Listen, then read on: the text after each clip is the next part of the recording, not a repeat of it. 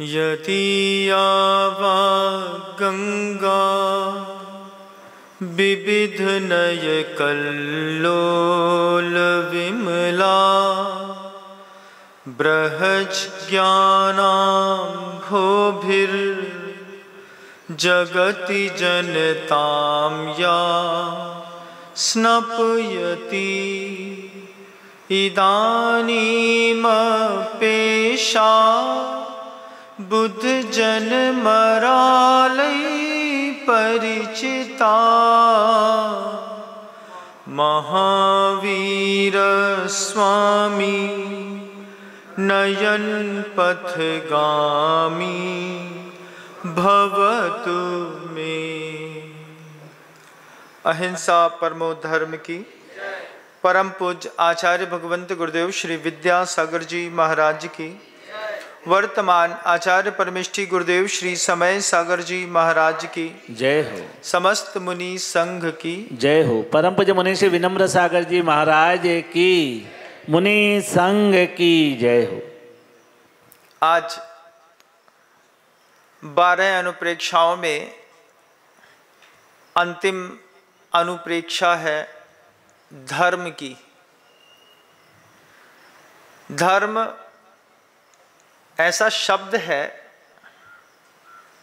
इस धर्म से कई लोगों की कामनाएं पूर्ण हो जाती हैं और कई लोगों की कामनाएं समाप्त हो जाती हैं।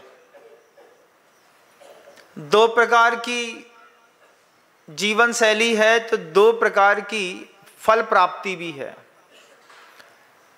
श्रावक धर्म जब भी पालन करता है उसकी कामनाएं पूर्ण होती हैं।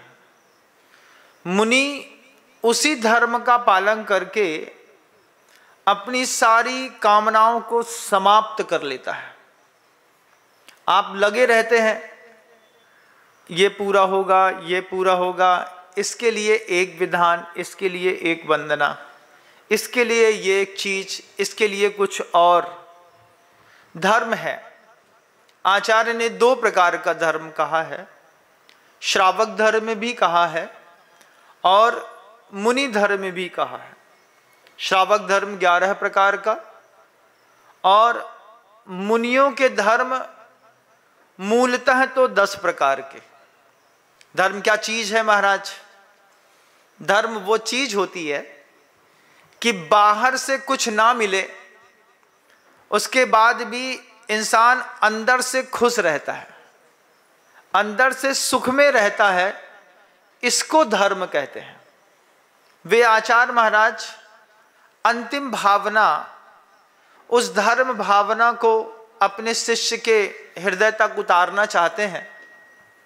आचार्य शिष्य से कहते हैं, मुनिराज आप स्वयं देखिए, गुरुवर भी हम लोगों से कई बार महाराज शब्द से संबोधित करते थे। महाराज आप सोचिए, जब गुरुदेव महाराज कहते थे तो लगता था आप महाराज मत बोलिए, आप तो नाम बुलाइए, उसमें लगता है कि हम हैं। महाराज शब्द बहुत ऊंचा होता है। आचार्य महाराज ने अपने शिष्य को महाराज शब्द से निवेदित करके कहा, महाराज आप स्वयं देखिए, इस आश्रम से लगा हुआ जो वन है, उस वन में कितने मुनि 4-4 माह के उपवास करके शांति से तल्लीन होकर के बैठे हैं। उनको बाहर से कुछ नहीं मिलेगा, ना उन्हें बाहर से कुछ चाहिए, अंदर से वो कितने सुख में है। तो यो धरत्युत्तमे सुखे, धर्म की खूबी है। जो पालन करता है वो अंदर से सुखी होता चला जाता है और वह धर्म धीरे धीरे करके उत्तम सुख में जीव को स्थापित करता है।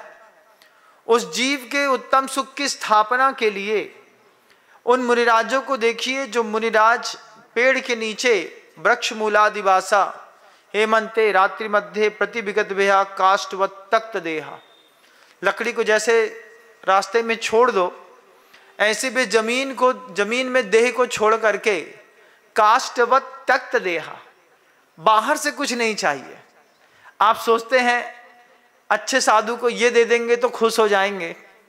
अच्छे साधु को सिर्फ सामायिक के लिए पर्याप्त समय मिल जाए तो साधक खुश हो जाते हैं। वो मौका जो शुद्धोपयोग में मिलता है वो चीज अलग होती है। गुरुजी कहते हैं सभी लोगों से, हम लोगों से, कुछ भोज्य पदार्थ कई बार ऐसा खा लेते हैं जिसको खाने के बाद मुंह में उसका स्वाद बहुत देर तक बना रहता है। कभी कोई खीर खा ली, कभी कोई मिठाई खा ली, या फिर कभी कोई दूसरा भी कोई पेय पदार्थ या कुछ खा लिया। जैसे बच्चे लोग होते हैं तो उनके मुख पर उसी चीज का स्वाद बना रहे तो मल्टीनेशनल कंपनियां एक अलग से टेस्ट मेकर देती हैं।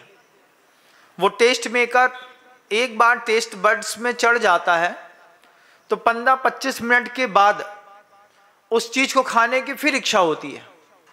इसी चक्कर में बच्चे के साथ आपने देखा होगा, बच्चा बार बार एक ही चीज मांगता है, मैगी दे दो, मैगी खाना है। माँ कहती है बार बार मैगी मैगी मांगता है महाराज, रोटी खाता नहीं, सब्जी खाता नहीं। उसमें जो टेस्ट मेकर होता है, वो टेस्ट मेकर जैसे बच्चे के जुबान पे एक बार चढ़ जाता है तो बच्चे को बहुत देर तक तो उसका स्वाद रहता है। जैसे ही मुख से स्वाद उतरता है वैसे ही वो दोबारा उस स्वाद को लेना पसंद करता है। ये चीज आपने ट्राई की हो कभी, अगर आपकी जेब में 6 गोली वाला हाजमोला का एक पैकेट दे दें, कभी ट्राई करिएगा। 6, 7, 8 गोली हाजमोला की दे दी और खाने के लिए आपको एक गोली आपने खा ली, अब एक गोली धीरे धीरे चुस करके पेट के अंदर चली गई, बहुत अच्छा।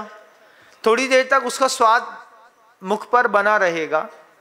जैसे उसका स्वाद नष्ट होगा आप जेब से दूसरी गोली निकाल करके मुंह में डाल लेंगे, फिर तीसरी डाल देंगे, चौथी डाल देंगे, 5वीं डाल देंगे। अगर आपके उस पैकेट में 6 गोलियां हैं, 6, 8, 10 जो भी होती हैं, जब तक वो पैकेट खत्म नहीं होगा तब तक आप उसका एक के बाद एक रसास्वादन करते रहते हैं। मानव की प्रकृति है, आचार कितनी खूबसूरती से पकड़ते हैं। ऐसे गुरुजी कहते थे हम लोगों से कि जैसे दुनिया को पंच इंद्रिय के विषयों में कोई विषय भा जाए और भा करके वो किसी विषय को भोग ले, भोगने के बाद उसका स्वाद बहुत देर तक बना रहे तो वो उस बने हुए स्वाद में आनंद लेता है। ऐसे ही दिगंबर मुनिराज सामायिक के स्वाद का बहुत देर तक आनंद लेते हैं। सामायिक के स्वाद का कैसे आनंद लेते हैं?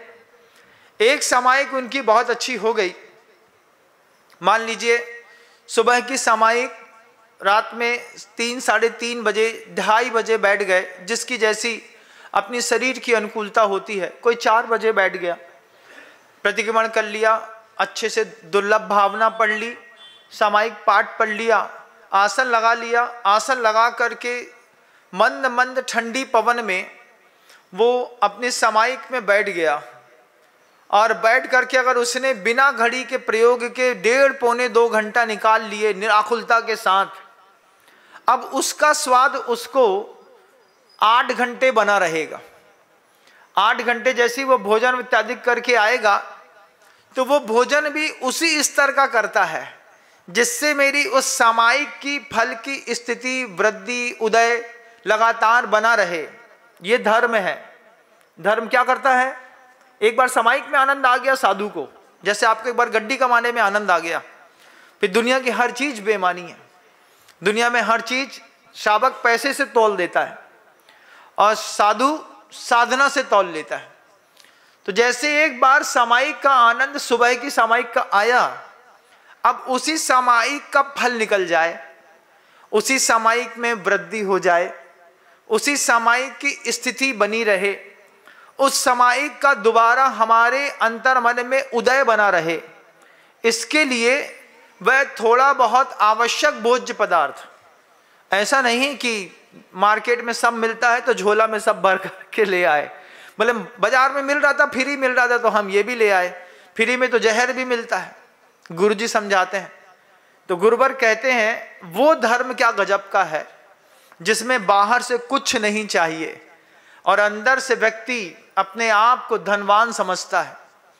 और सामायिक में बैठ करके 6 घंटे सामायिक का स्वाद ले लिया, दोपहर में उसका फिर एक बार स्वाद लेना चाहता हूँ।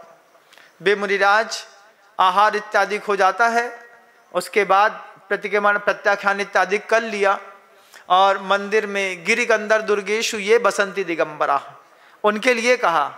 वे दोपहर की सामायिक भी गिरी कंदर दुर्गेशु ये बसंती दिगंबरा, कैसे हैं वो दिगंबर कि उन्होंने अपने आचार्य के सामने बैठ करके भक्ति इत्यादि पाठ इत्यादि स्तोत्र पाठ प्रत्याख्यान किया, फिर वो या तो पर्वत पर चढ़ जाएंगे, कितना हौसला होगा।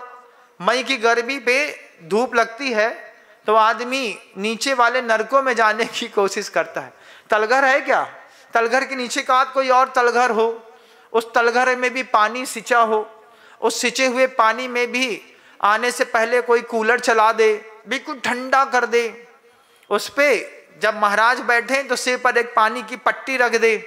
गर्मी में ऐसी इच्छा होती है, लेकिन जिन साधकों को आनंद आता है वे जेठ की गर्मी में, महाराज मेरी समाइक का समय हो गया है, मैं जा रहा हूं, और जा करके गिरि दुर्गेशु बसंती दिगंबरा, वे पहाड़ के ऊपर चढ़ के सूरजमुखी के फूल के जैसे, एक सूरजमुखी का फूल कहाँ पे खिलता है, आसमान में, उस फूल से अपना फूल मिला लेते हैं। वे सूरज सामने दिख रहा है, वो सामने उसकी तरफ मुख करके बैठ जाएंगे। अब बैठे हैं, अब इतनी ताकत के साथ जिसको बाहर का कुछ नहीं चाहिए, वो अंदर की समाइक पे लीन है। ये धर्म गजब का कमाल करता है। जब ये बात आचार्य महाराज वे सामने वाले भाव श्रवण मुनिराज को कह रहे थे, वे सुनकर के देख रहे थे कि पीछे कितने साधक पेड़ों में बसे हुए हैं, कुछ गुफाओं में बैठे हुए हैं। किसी की बेला है, किसी की तेला है, किसी के 4 उपवास हैं, किसी का 15 दिन का उपवास है, कोई 1 माह से उपवासी है, कोई 4 महीने का उपवास है। उपवास की साधना भी धर्म की वृद्धि के लिए। आचार्य श्री जी देख रहे थे कि जब इनको अनित अक्षण अशुभ, इसके बाद एकत्व अन्यत्व संसार लोक आश्रव संबर निजरा बोधि दुर्लभ, इन सब भावनाओं में वे उस शिष्य के अंतर्मन को जो बदल सकते थे बदल दिया। अब सिर्फ धर्म की एक भावना और बची थी, और वो ये भी जानते थे कि ये श्रावक नहीं है मुनि महाराज, तो इनकी कामनाओं की पूर्ति नहीं होगी, इनकी कामनाओं को अब खत्म करने का समय आ गया है। तो जो 2 मन के अंदर उन मुनिराज के भावना थी कि मैं इस ज्ञान को प्राप्त करके अपने राज्य का विस्तार करूंगा, मैं इस ज्ञान को प्राप्त करके वापिस अपनी पत्नी के पास लौट जाऊंगा, ये 2 भावना धर्म की भावना से मर गई। जब धर्म जीवन में आता है, आचार्य कितनी गहरी बातें सहज में कह के जाते हैं। गुरुदेव कहते हैं, हम सभी से कहते थे, जिस दिन तुम लोगों के जीवन के आवेग नष्ट हो जाएंगे, उस दिन तुम लोग धर्मात्मा हो जाओगे। धर्म जीवन का आवेग नष्ट करता है। कैसा आवेग नष्ट करता है महाराज? तो आचार्य जी कहते हैं, खुद आप देखिएगा, एक समय आएगा आवेग आना बंद हो जाएगा। किसी भी चीज का, क्रोध का आवेग आता है ना, क्रोध का आवेग एक समय के बाद जब तुम धर्मात्मा हो जाओगे, फिर तुम्हारे जीवन में क्रोध का आवेग आना बंद हो जाएगा। जब तुम धर्मात्मा हो जाओगे, तब तुम्हारे अंदर मान का आवेग आना बंद हो जाएगा। धर्म आवेग नष्ट करता है। अभी आपके अंदर आवेग आता है, जरा सी बात में आदमी कोबरा सांप के जैसा फन उठा करके धीरे से उठता, बिल्कुल कभी सांप के उठने का तरीका देखिएगा। कुंडली मार करके बैठा है, धीरे से उसको छुओ तो पहले तो सुरसुराहट होगी, उसके बाद धीरे से वो थोड़ा बहुत हिलेगा, फिर आ करके एकदम से जब ताव में आता है, फुस, फिर चारों तरफ देखता है कहां कहां शत्रु है, कहां कहां नहीं है।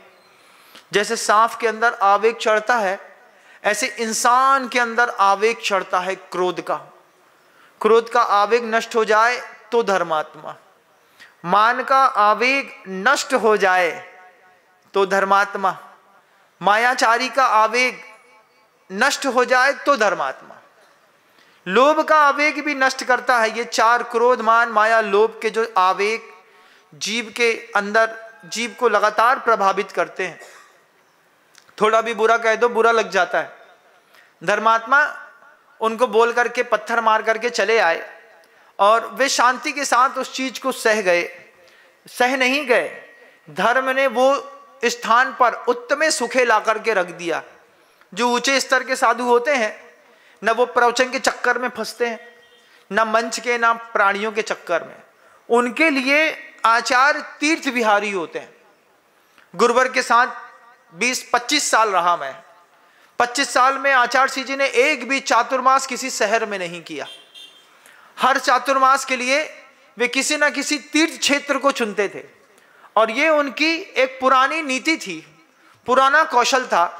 गुरुजी से जब पूछा कि अपन कभी शहर में चातुर्मास क्यों नहीं करते, तो गुरुजी कहते हैं ठंडी में ले तो जाता हूं आप लोग को शहर दिखाने, जैसे मेला दिखाना पड़ता है ऐसे थोड़ा बहुत मेला दिखाने कभी कभार ठंडी में ले गए। रामटेक में चातुर्मास किया।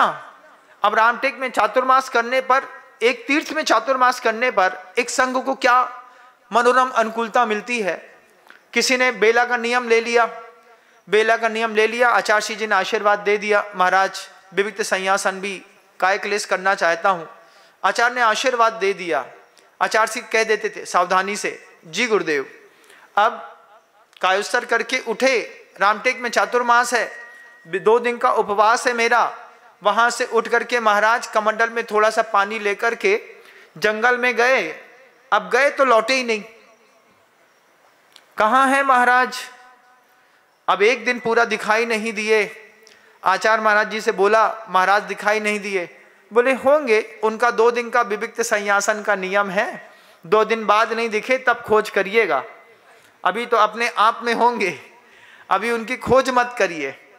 तो 2 दिन तक वो एक पर्वत पार करके ऊपर एक छोटी सी कंदरा बनी हुई थी, उसी कंदरा पर निराकुल चित्त होकर के उन्होंने पहले खोजबीन कर ली। यहाँ पर सांप बिच्छू तो नहीं आते हैं, यहाँ पर संबंध निजरा का जो साधन मेरा शरीर है ये नष्ट तो नहीं हो जाएगा, कोई रात में प्राणी हिंसक तो नहीं आता, महाराज यहाँ पर कोई नहीं आता, साफ सुथरी जगह है, एकांत भी है। जा करके बैठ गए। तीर्थ क्षेत्र विहारी जब आचार्य परमेष्ठी अपने संघ को लेकर के क्षेत्रों पे जाते हैं तो सहजता में वो सुख उत्पन्न होता है। किसी व्यक्ति की जरूरत नहीं पड़ती, किसी मनुष्य नाम के किसी व्यक्ति की जरूरत नहीं पड़ती। बस ऐसा लगता है कि नगरी बस जाए 1 घंटे के लिए, वहां से महाराज अपनी चर्या के निमित्त से 1 घंटे पधारें, उसके बाद वापस वहीं पर जाकर के बैठ जाएं। धर्म आवेग नष्ट करता है, शरीर से क्रोध, मान, माया, लोभ का आवेग नष्ट करता है। लोभ का आवेग नष्ट होता है तो आकिंचन धर्म की प्राप्ति होती है। न मैं किंचन, मेरा इस संसार में कुछ है नहीं। धर्म आपकी वासना के, 5 इंद्रियों के वासनाओं के जितने भी आवेग फरफरा करके दौड़ते हैं, जैसे सपोले जो होते हैं, छोटे छोटे सपोले होते हैं ना, उनके भरे डिब्बे को खोलो तो खोलते ही साथ वो लप लपा के चारों तरफ जैसे दौड़ करके भगते हैं, ऐसे ही छूट मिले तो इंद्रियाएं भगती हैं। तो वो आवेग नष्ट करता है धर्म। आचार्य का अपने शिष्य के लिए अनुप्रेक्षाओं संबंधी अंतिम उद्बोधन था। गुरुवर कह रहे थे आपकी कामना की पूर्ति तो मैं नहीं कर पाऊंगा, लेकिन कामना समाप्त हो जाएगी, इस बात का मैं आपको विश्वास दिलाता हूं। ये बात गुरुजी ने हम लोगों से भी कितनी बार कही कि धर्म उसका सफल है जिसका आवेग नष्ट हो गया। अभी अंतर्मन में आप भी सोचिए, मैं भी सोचता रहता हूं, आवेग आता है। मैंने कहा गुरुदेव से, अभी पिछले साल की बात थी, मैंने जब गुरुवर से कहा कि आवेग आता है, तो आचार्य कहते हैं आता तो है, अब बस ये देखना है कि किस निमित्त से आता है। गृहस्थों में जिस निमित्त से आवेग आता है, क्या मुनियों को भी उसी निमित्त से आवेग आता है? अगर उसी आवेग से आता है तो अभी साधना की और जरूरत है, और अगर निमित्त बदल गया है तो फिर आवेग को रोक नहीं पाएंगे महाराज। शुक्ल ध्यान उपलब्ध नहीं है, संजलन कसाय जब तक उदय में रहेगी तब तक क्रोध, मान, माया, लोभ पंखा है, 5 नंबर में नहीं लेकिन 1 नंबर में चलेगा तो जरूर। पंखे में रेगुलेटर होता है 0, 1, 2, 3, 4, 5। ऐसे ही कसाय का रेगुलेटर है 4 कसाय का, अनंतान बंदी, प्रत्याख्यान, अप्रत्याख्यान और संजलन। ये सब खत्म होगी तो यथाख्यात मिलेगा। तो गुरुजी ने बहुत अच्छे शब्दों में समझाई बात। आवेग आता है क्रोध का, मैं मानता हूं आपको मायाचारी आती होगी, लोभ आता होगा, चारों कसाय से आप उठ तो नहीं गए। हमने कहा हाँ गुरुजी, लेकिन आप कहते थे कि आवेग जब तक नष्ट नहीं होता तब तक धर्म नहीं आता।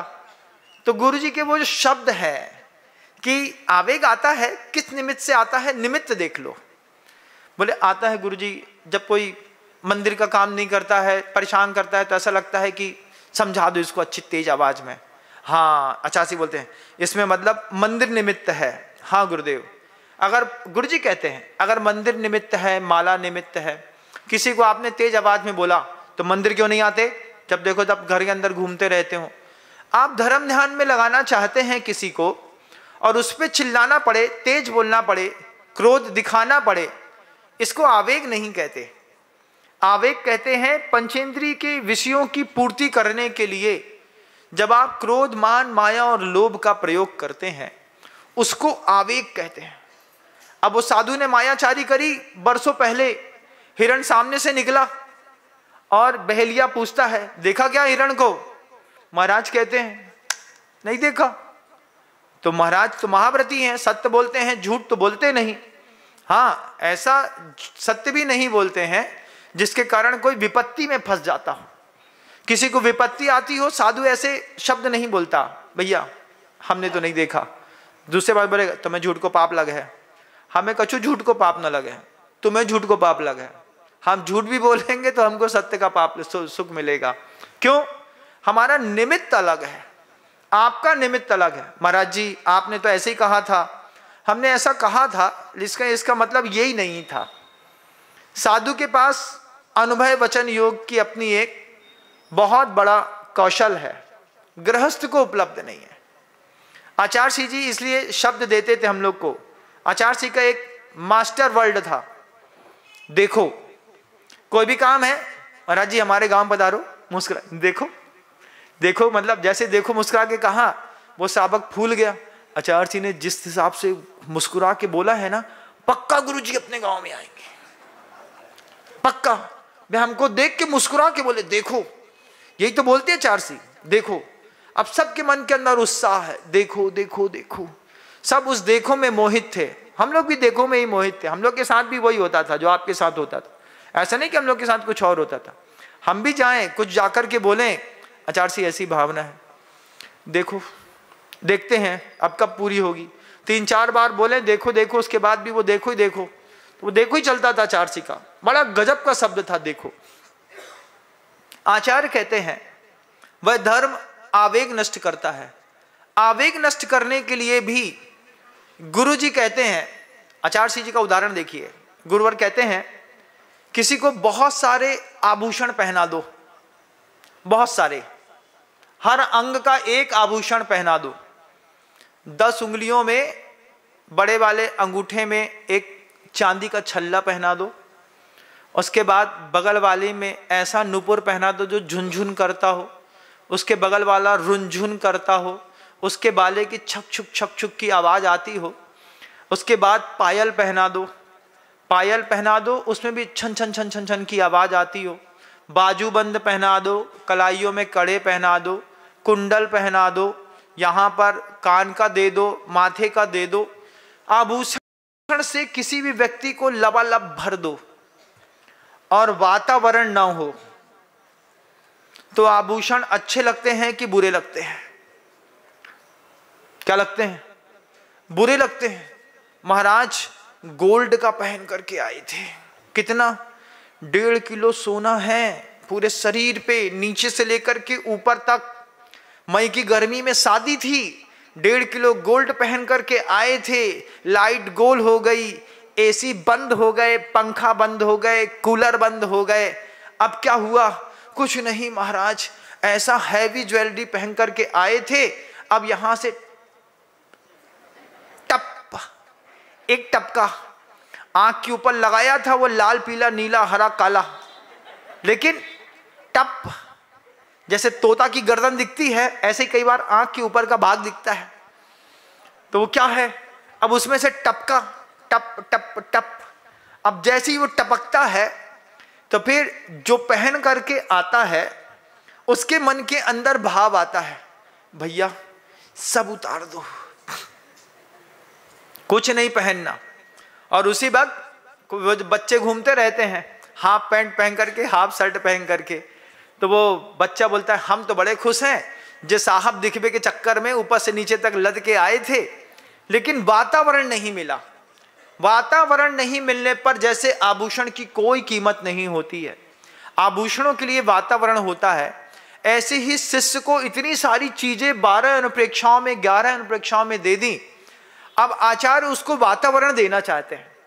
वातावरण देने पर आचार्य कहते हैं देखो आपके साधर्मी मुनिराज कोई शिखर पर बैठे हैं, कोई गिरी कंदर दुर्गेशु, कोई बियाबान, कोई एक राजा का महल पुराना मिल जाए जिसमें कोई दुर्ग मिल जाए, उस दुर्ग में बड़ी बड़ी गहराइयों वाली खोले बनी हो, उस पर आहार कर लिया, आहार करके चले गए।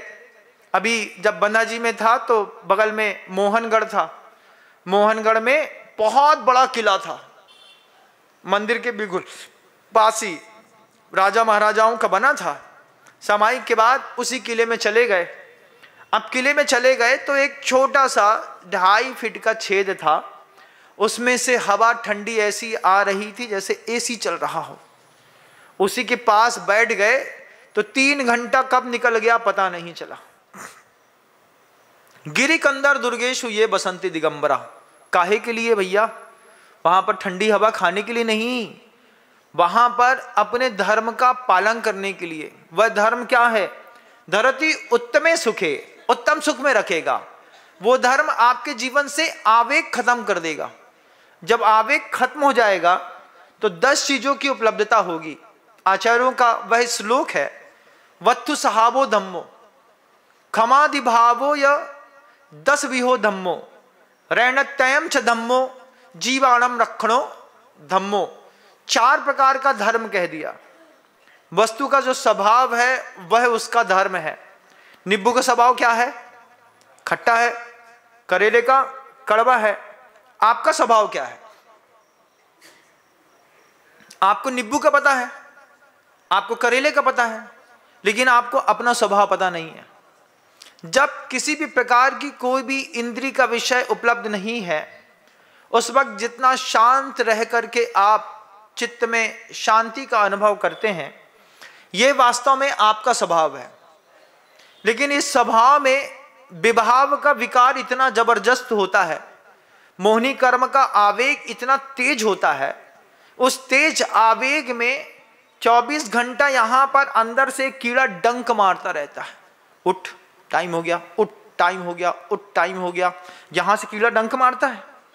अब यहां पर बैठे हैं, यहां पर भी कीड़ा डंक मारेगा, उठ टाइम हो गया, दुकान खोलना, दुकान खोलना, दुकान खोलना। वो कीड़ा डंक मार रहा है।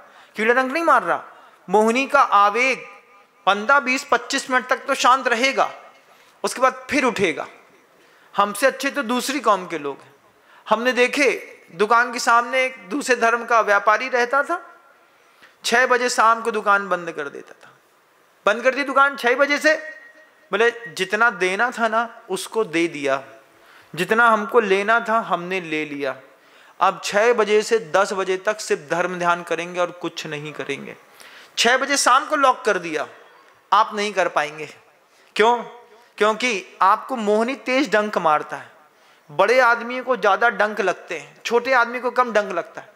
टमाटर का ठेला वाला 7 दिन तक अपने टमाटर की दुकान बंद कर सकता है, लेकिन शॉपिंग मॉल वाला बंद नहीं कर सकता। शॉपिंग मॉल वाला तो बोलता है हमारे पापा मर जाए सो मर जाए। नौकरों से बोल देता है तुम 30 मिल करके दुकान चला लेना, दुकान बंद नहीं होनी चाहिए। क्यों? तुम्हारे घर का मालिक मर गया, मर गया तो मर गया, यहां मरा ना, हमारे घर में मरा, दुकान में मरा क्या? तुम 30 लोग दुकान चलाओ।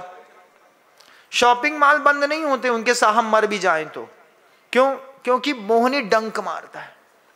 ये मोहिनी का आवेग धर्म नष्ट कर देता है। धर्म जब आता है नष्ट कर करके, जब आवेग आपके फिनिश करके, उत्तम क्षमा, मार्दव, आर्जव, शौच, सत्य, संयम, तप, त्याग, आकिंचन और ब्रह्मचर्य, ये सातों 10 की 10 चीजें एक साथ जीवन में दिखाई देती थी उन मुनिराजों के, जो मुनिराज चुपचाप बैठे थे।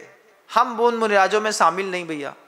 क्यों? अपन तो समाज वाले मुनिराज हैं, लेकिन वे एकांत वाले मुनिराज हैं। यहाँ पर क्या है, प्रभावना के निमित्त से, जैसे वर्ष पृथक तक तीर्थंकर को देशना देनी पड़ती ना, कितने बड़ा तीर्थंकर हो जाए, तीर्थंकर की पर्याय घट गई, केवल ज्ञान हो गया, केवल ज्ञान होने के बाद उनसे बोला मोक्ष भी चले जाओ, तो उनका नियोग है। काहे का नियोग है? 3 वर्ष से लेकर के 9 वर्ष तक धर्म प्रभावना करनी पड़ेगी।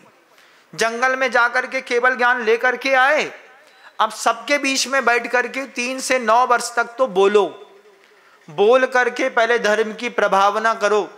जब जीवन का उपांत समय आए फिर योग निरोध करो और चले जाओ। हम लोगों की स्थिति वैसी, लेकिन बेसाधु बहुत अच्छे। मैं तो बहुत अच्छा मानता वो लोग जो सम्मेश शिखर जी की तहलटी में बैठ करके आराम से माला फेर रहे। अनंतानंद सिद्ध परमेष्ठी दिखते, सामने सम्मेश शिखर जी दिखता, हर यात्री के हृदय पर सिर्फ सिद्ध परमेष्ठी और भगवान के अलावा कुछ दिखाई नहीं देता। वे वहां पर बैठ करके कितना गजब का धर्म ध्यान कर रहे। वही धर्म ध्यान हम यहां कर रहे, बागीदौरा में बैठ करके। महाराज आप तो पैसे की बात करते हैं, हो क्या? किसको किसको पता है कि हम पैसे की बात करते हैं? पैसे की बात नहीं करते हैं। वो इस सिद्ध बनने से पहले दूसरों के लिए भी रास्ता खोल करके जाना, ये चक्रवर्तियों का काम होता है। जब तक मैं धक्का मार के, लात मार के दरवाजा नहीं खोलूंगा, पीछे आने वाली कटक कहाँ से गुजरेगी? उस कटक के गुजरने के लिए रास्ते खोलने वाले को पैसे इकट्ठा करना थोड़ी बोलते हैं। चक्रवर्ती हैं, रास्ता खोलेंगे, पहले हम निकलेंगे उसमें से, उसके बाद पीछे से पूरी कटक निकलेगी। अभी तो 2500 साल निकला है, 18,000 साल अभी और लोग इसी मंदिर के रास्ते से होकर के मोक्ष का रास्ता पकड़ेंगे। उनके लिए तो व्यवस्था बनानी पड़ेगी ना। तो सम्मेश शिखर की तहटी में जो लोग शुद्धोपयोग का आनंद लेते हैं, वैसे ही शुभोपयोग में हम यहां पर आनंद लेते हैं। समणा शुद्धुप जुत्ता सुहोब जुत्ता या होंति संयमी तेसु भी शुद्धुप जुत्ता अणासवा सासवा शेषा। आचार्य कुंद कुंद भगवान ने ग्रंथराज समय सार जी में, प्रवचन सार जी में इस गाथा को रख करके हम लोगों को एक नया दिशा निर्देश दिया। कुंद कुंद भगवान कहते हैं 2 प्रकार के श्रवण होते हैं, शुद्धोपयोगी, शुभोपयोगी। शुद्धोपयोगी अनासवा, अनाश्रवक होते हैं, उनको किसी भी प्रकार का आश्रव नहीं होता। महाराज वही तो हे है, आश्रव तो हे है ना, हे है। और वहां पर आश्रवा सासवा शेषा, जो शुभोपयोगी होते हैं उनको आश्रव होता है, उनको बंध होता है। शुभोपयोग में आश्रव बंध लगातार होता है। आचार्य कहते हैं आश्रव बंध तो होता है महाराज। शिष्य ने पूछा और आश्रव बंध तो मोक्ष मार्ग में हे है, इतना थोड़ी है। तो कहते हैं वही आश्रव से तीर्थंकर कर्म प्रकृति बंधती है। उसी आश्रव के वक्त पर परम तीर्थंकर चक्रवर्ती गणधर देवादियों के पद को प्राप्त होने का भी आश्रव इसी शुभोपयोग के माध्यम से होता है। बस शुभोपयोग क्या गजब की चीज, निथारयंति लोगम तेसु पसत्तम लहदिबत्तो। आचार्य कुंद कुंद भगवान कहते हैं उस शुद्धोपयोग में जब मुनि आते हैं तब कमाल करते हैं। जैसे गुरुदेव श्री समय सागर जी महाराज समाइक में बैठे और उठे ही नहीं। शाम को 5:30 बजे उठे, प्रतिक्रमण करें, स्वाध्याय वो उसके बाद अपनी भक्ति करें और फिर समाइक में बैठ जाए, तो क्या होगा?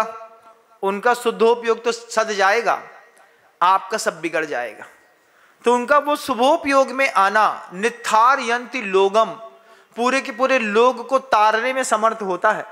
दीक्षा देते हैं, शिक्षा देते हैं, व्रत देते हैं, स्वाध्याय कराते हैं, किसी के मन के अंदर उत्पन्न आवेग को सुनते हैं, मुस्कुराते हैं, आशीर्वाद देते हैं, किसी को समता में रहने के लिए वो निमित्त बनते हैं। इससे जो उनको प्रकृतियां बंधती हैं, वही तीर्थंकर, गणधर, परमेष्टि इत्यादि की परम देवानाम रिद्धि महर्दयादिकः, ये जितनी भी 64 रिद्धि वाले जो मुनिराज होते हैं, इन सारी की सारी रिद्धियों का बंद करता है वह शुभोपयोग की दशा में। शुभोपयोग की दशा में रह करके जब जीव दया के काम करते हैं, तब जीवाणम रक्षणो धम्मो, ये सूत्र सार्थक होता है। जीव दया करना साधु का काम नहीं है, उपदेश देना तो काम है ना। हम किसी कबूतर के सिर पर हाथ फेर करके उसको इंजेक्शन नहीं लगा सकते, साधु दिगंबर मुनि धर्म में ये वर्ज है। लेकिन कोई इंजेक्शन लगाए इस तरीके का उपदेश दे सकते हैं। हम गैया का गोबर नहीं उठा सकते, लेकिन तुम गोबर उठाओ, इस तरीके का उपदेश। महाराज जी, कृतकारित अनुमोदना का एक जैसा पाप पड़ता है, एक जैसा पुण्य पड़ता है। आप लोग तो पढ़े लिखे हैं, आपने तो कृतकारित अनुमोदना समरम समारंभ आरंभ योग कृतकारितानुमत कसाय विशेषाइस त्रिस त्रिस त्रिस चतुस चैकसा सूत्र पढ़ लिया है। अब आप हर चीज में आर्गू करते हैं, आर्गू करके बोलते हैं गोबर तो नहीं उठा रहे, लेकिन गोबर उठाने का उपदेश तो दे रहे हैं ना। उपदेश देने में आचार्य कुंद भगवान का दिया गया उपदेश सार्थक है। जीवाणम रक्षणो धम्मो, ये सूत्र किसका दिया है? हमने नहीं बनाया। गुरुदेव श्री विद्यासागर जी महाराज श्री जी ने बनाया? नहीं बनाया। उनके गुरु ज्ञान सागर जी महाराज श्री जी ने बनाया? नहीं बनाया। किसने बनाया? कुंद भगवान का सूत्र है। 4 प्रकार का धर्म ग्रंथों में, पंच परमागम में आचार्यों ने बार बार लिखा। वस्तु सहाबो धम्मो कहा, वस्तु का स्वभाव धर्म है। शांत चित्त होकर के, जैसे खाना पीना खाने के बाद जो संतुष्टि मिलती है ना, कितनी देर मिलती है? थोड़ी देर मिलती महाराज, फिर चाय की चुलुक पैदा हो जाती है। जैसे पूरा भोजन कर लेंगे सेठ साहब, उसका 1 कप चाय और दे देना। और जब पत्नी ने आधा गिलास बढ़िया गाढ़े दूध की चाय बना करके दे दी, उसके बाद तो क्या सौधर्मिंद और क्या हम दोनों बराबर हैं। वो सुख मिलता है महाराज, कुछ ना पूछ, तभी तो लगता है कि जीवन सार्थक है। और चाय ना मिले, पूरा भोजन अच्छे से किया है, बस चाय बस नहीं मिली मन की, दुकान चले गए तो पूरा दिन चिड़चिड़ चिड़चिड़ चिड़चिड़। फिर 3 बजे जब सड़े हुए सेब के साथ थोड़ी सी चाय मिलती है, तब जाकर के थोड़ा सुकून मिलता है। तो जब सुबह का भोजन कर लो, चाय पी लो, चाय पीने के बाद जब अपने आप को तृप्ति मिलती है, वो तो आपकी क्षणिक है, लेकिन गुरुओं की वह तृप्ति 24 घंटे बनी रहती है। मिले तो ठीक, नहीं मिले तो ठीक, कुछ नहीं मिलने पर भी हम अंदर से सुखी हैं। इसका नाम धर्म है। महाराज आप ऐसा बोलते हैं, ऐसा होता है क्या? आकर के देख लो, बगल में 2 जगह खाली बैठी है, 2 सीट खाली है, तुम आकर के बैठो और जहां पर मैं बैठा हूं यहां से दुनिया देखो, उस तरीके से देखो तो लगेगा कि वास्तव में कुछ ना भी मिले तो भी धर्म अंदर से सुखी करता है, क्योंकि उसका काम है आवेग नष्ट करता है। आचार्य कहते हैं जैसे भरे पेट में श्रावक अपने आप को स्वस्थ महसूस करता है, पहला धर्म है वत्तु सहाबो धम्मो। दूसरा उत्तम मुनियों के लिए लिखा गया, मुनियों के लिए ही उत्तम धर्म लिखे, क्षमादि भावो यदहवियो धम्मो। 10 प्रकार का वह धर्म जो क्षमा आदि से सजा हुआ है। शरीर के मन के आवेग कम होते जाएंगे, इनका प्रभाव जीवन में धीरे धीरे करके बढ़ता चला जाएगा। बहुत देर तक किसी को मित्र नहीं, बहुत देर तक किसी को शत्रु नहीं, दोनों में समता का परिणाम। ऐसा नहीं महाराज हमें बहुत चाहते हैं, कछु नहीं चाहे, पथरा चाहते हैं, पथरा का चाहत है, और ये नहीं हम तो उनके पास बैठे थे तो बे हमें चाहत है, कछु नहीं चाहे महाराज कोई को। महाराज क्षमादि भावो यदहवियो धम्मो। न ज्यादा देर तक मित्रता दिमाग में हावी रहती है, न शत्रुता, यही साधु जीवन है।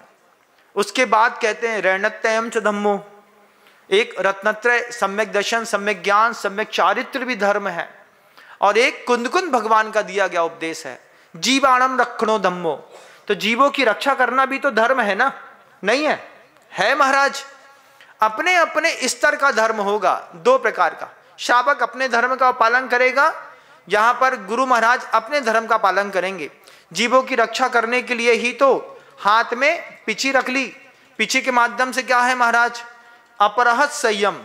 अब कोई कहे अपरहत संयम, ये पीछी होती है ना, इससे अब कोई जीव है तो उसको किनारे कर दिया। किनारे क्यों किया? आचार्य जी कहते हैं अब बीच में था तो कर दिया, बीच में था तो कुछ भी चीज किनारे कर दोगे क्या? नहीं, बैठना था, बैठने पर आंख से देख लिया वहां पे कुछ नहीं था, लेकिन सूक्ष्म जीव हो सकते हैं। सूक्ष्म जीव होने पर पिछी लगा दी, पिछी लगाने पर हुआ तो थोड़ा किनारे हो गया। फिर किसी ने कहा, लोग कहने वाले क्या नहीं कहते, राजवार्तिक में कहा किसी ने, जले जंतु थले जंतु जंतु आकाशे रेव च जंतुमाला कुले लोके कद भिक्षु अहिंसका। संस्कृत की सूक्ति है, आप भी समझ रहे होंगे। सामने वाला मुनि से कह रहा है, महाराज आप बड़ी अहिंसा की बात करते हैं, जले जंतु, जल में जंतु है, खले जंतु और स्थल में भी जंतु हैं, जहां पैर रखो वहीं पर कोई ना कोई जीव मिलेगा। जंतु आकाशे रेव च, और पूरे के पूरे आकाश में भी जंतु भरे हुए हैं। जंतुमाला कुले लोके, जंतुओं से पूरा आकुलित ये पूरा लोक है। कद भिक्षु अहिंसका, फिर कोई मुनि अहिंसक कैसे हो सकता है? तब आचार्य बड़े समझदार हैं, आचार्य तो आचार्य हैं, ये सूक्ष्मा प्रतिपीड़यन्ते स्थूल मूर्तया, सूक्ष्म जो होते हैं वे पीड़ा को प्राप्त नहीं होते, और जो स्थूल मूर्ति होते हैं उनके लिए साधु के हाथ में यह पिच्छी दे दी कि अगर आंख से ना दिख रहा हो लेकिन कोई स्थूल हो तो जहां उपयोग हो वहीं पर लगाइएगा। ये नहीं कि मिल गई तो पूरी रोड साफ करके आ जाएं। झाड़ू दे दो सुबह 6:30 बजे, कोई की दुकान ना खुली हो और 50 साल के अपने चाचा पापा कक्का हों, उनसे बोले थोड़ा दुकान के सामने झाड़ू लगा दो, तो वे झाड़ू लगात इते से लेके उते तक 3 मंजिल पहुंच गए। बोले क्या है? अरे झाड़ू लगा दो, थोड़ा और साफ कर दो। फिर जैसे वो सोना चांदी की दुकान के सामने लगाते ना, बिल्कुल दुकान के सामने इतनी साफ सफाई धूल धक्कड़ कर देंगे और उसको पूरा साफ कर देंगे। ये अलग तरीके का लोभ है। लेकिन यहां पर आचार्य कहते हैं जहां आवश्यक है बस वहीं पर लगाना, बाकी आकुलित चित्त वाले किसी भी जीव के लिए आपको पिछी लगाने की भी जरूरत नहीं है। लेकिन जीवाणम रक्षणो धम्मो, साधु का जीव रक्षा का धर्म अलग, श्रावक का अलग। तो श्रावक को धर्म का उपदेश देकर के और आचार्यों ने पोषित किया, गौशालाओं का निर्माण करो, उसके माध्यम से अपने धन का उपयोग करो, उपयोग करके अपने जीवन के आवेग खत्म करो। जिन घरों से दान निकलता है उस घरों से दान के साथ साथ उनके विकारी भाव भी निकल जाते हैं। आवेग खत्म होता है दान निकलने से।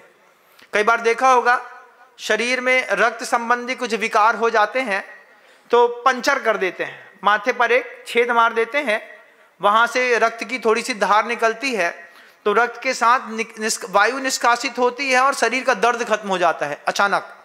ऐसे भी प्रयोग होते हैं। तो जैसे ही थोड़ी सी धन की धार बाहर निकलती है तो परिवार का आवेग नष्ट होता है। उस आवेग के नष्ट होने के साथ ही साथ धर्म की स्थापना परिवार में अपने आप होने लगती है। अपने आप धन कमाने के उद्देश्य व्यक्ति के दान देने के साथ ही बदल जाते हैं। ये जीवाणम रक्षणो धम्मो, आचार्य जी बार बार गौशाला का उपदेश देते थे, गौशाला खोलो, जीव की रक्षा करो। आपने गुरुवर का उपदेश सुना, जीव की रक्षा के लिए अच्छी अच्छी गौशालाएं खोली, अनुकूलताएं व्यवस्थाएं बनाई, पंखा लगाए, कूलर लगाए, उपचार कराया। ये वही जीवाणम रक्षणो धम्मो है जो आचार्य कुंद कुंद भगवान ने कहा था। यही जीवाणम रक्षणो धम्मो हॉस्पिटल्स में भी होता है। हॉस्पिटलों में लोगों के मन के अंदर जो एक अंदर भाव आता है, अरे वहाँ तो डिलीवरी होती है, महिलाओं के गर्भगृह में साफ सफाई होती है, दुनिया भर की बातें होती हैं, जीव मरता है, हिंसा होती। हिंसा के निमित्त से कौन सा चिकित्सालय खोला बताओ? जितने भी चिकित्सालय खुले वे प्राणी की रक्षा के निमित्त से खोले कि मारने के निमित्त से? मारने के निमित्त से कत्ल खाना खुलता है, रक्षा के निमित्त से हॉस्पिटल खुलती है। उसी हॉस्पिटल पे जीवाणम रक्षणो धम्मो ये सूत्र सार्थक हुआ। जब मुनियों को दीक्षा दी, इस साधु को बचा लिया, यहां पर भी जीवाणम रक्षणो धम्मो सूत्र सार्थक हुआ।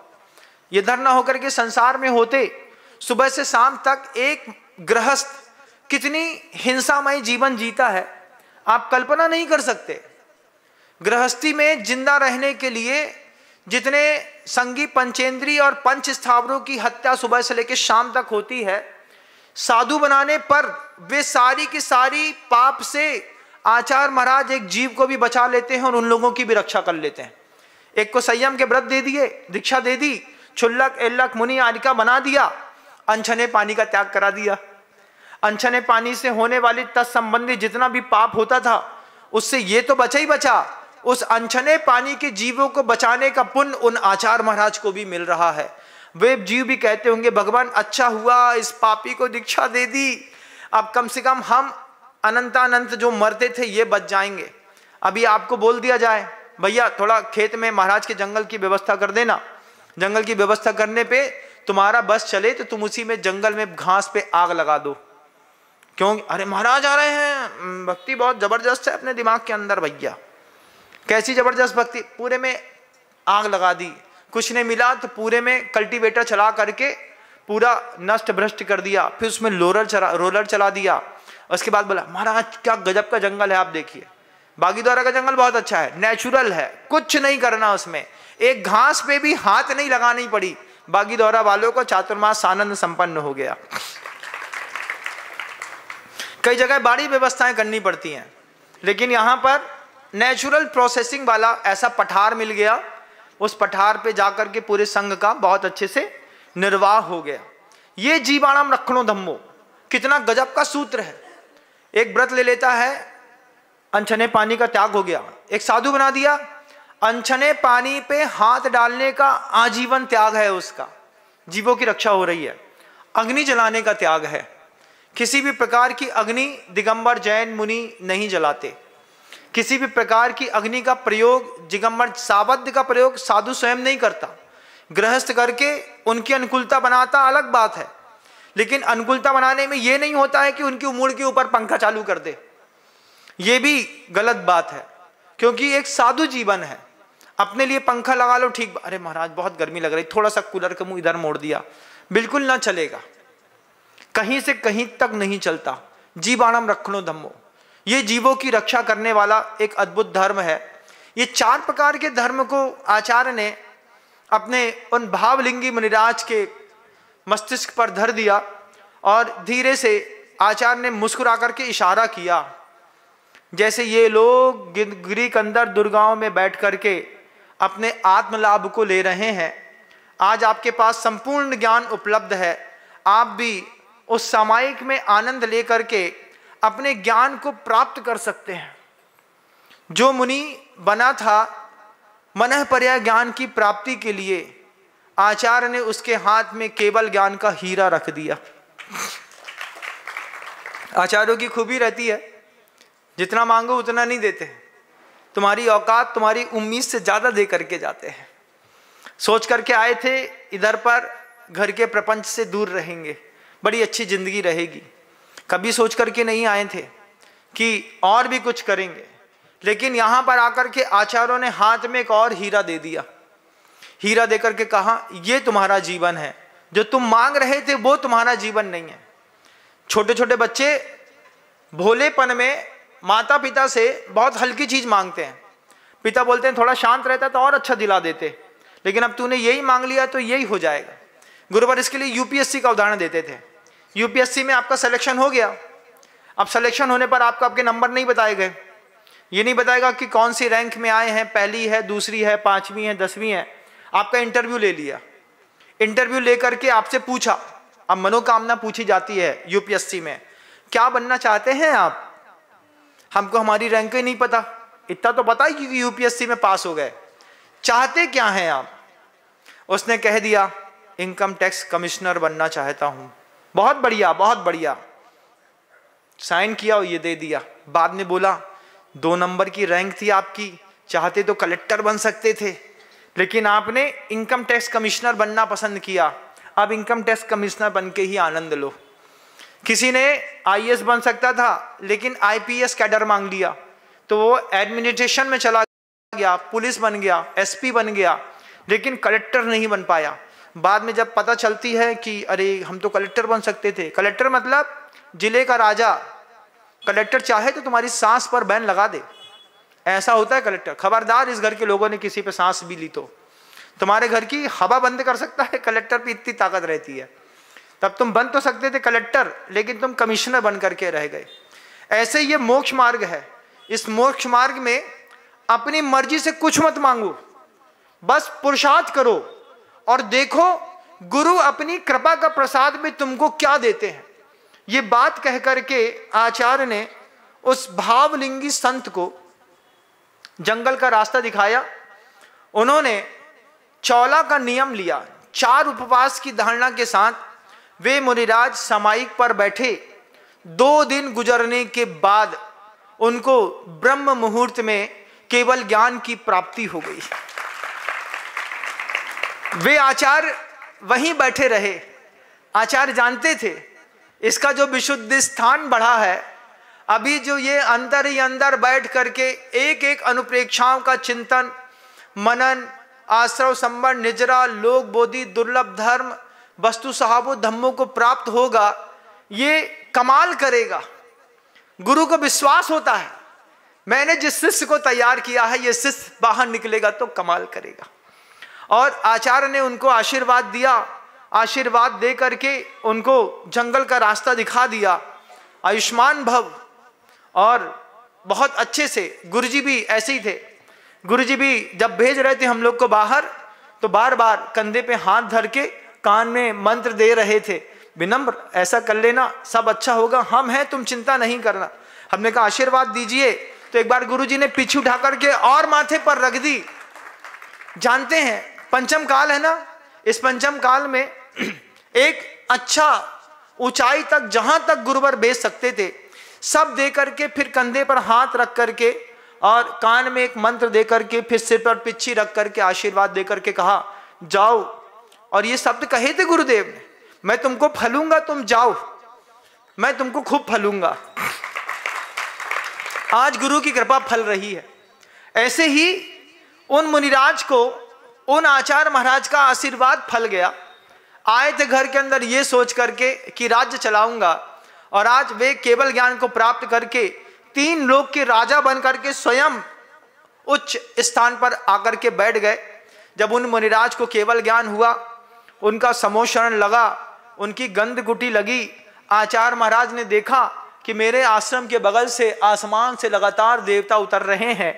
जैसे ही जाकर के देखा, वे आचार्य महाराज जो कल तक आशीर्वाद देते थे, नीचे घुटनों के बल पर बैठ करके अपने ही शिष्य को, जिनको केवल ज्ञान प्राप्त हुआ है, नमोस्तु कर रहे हैं। भगवान आपकी जय हो। वही प्रतिमा जब तक दीक्षित नहीं होती, काला धागा बांध करके आप घर में रख लेते हैं। आचार्य अपनी आंख के सामने उनको दीक्षित करते हैं, दीक्षित करके मुनि बनाते हैं, केवल ज्ञान की प्राप्ति कराते हैं, मोक्ष कराते हैं। और अपने हाथ से दीक्षित प्रतिमा के सामने आचार्य स्वयं बैठ करके नमोस्तु करके 3 परिक्रमा लगा करके, भगवान आपके आशीर्वाद से मेरा भी कल्याण हो। यही भावना उन आचार्य महाराज ने अपने ही शिष्य मुनिराज के चरणों पर धरी कि प्रभु आपको तो केवल ज्ञान हो गया, ये अनुप्रेक्षाएं मेरे जीवन में भी फलें, मेरे जीवन का भी आवेग कम हो, मैं भी शुभोपयोग से शुद्धोपयोग को प्राप्त कर सकूं। अपने ही शिष्य मुनिराज से ऐसा आशीर्वाद लेकर के आचार्य महाराज भारी मन से आश्रम में लौटे। पूछा क्या हुआ? बोले खुशी का दिन है, एक शिष्य को केवल ज्ञान की प्राप्ति हो गई है, वे भगवान बन गए हैं। आज ये धर्म सार्थक हुआ, अनुप्रेक्षाएं सार्थक हुई। भगवान महावीर का यह निर्दोष मार्ग गुरुओं की कृपा से ही तो सार्थक होता है। जब हम ऐसे बड़े बड़े जिनालय बनाते हैं ना, जब ऐसे बड़े बड़े जिनालय बनाते हैं तो इन जिनालयों से भी वे अनुप्रेक्षाएं टपकती हैं। जब कोई व्यक्ति मानस्तंभ देखता है, अनुप्रेक्षाएं टपकती हैं। आश्रव संबर बंद निर्जरा मोक्ष एक पत्थर को देखने पर दिखाई देता है।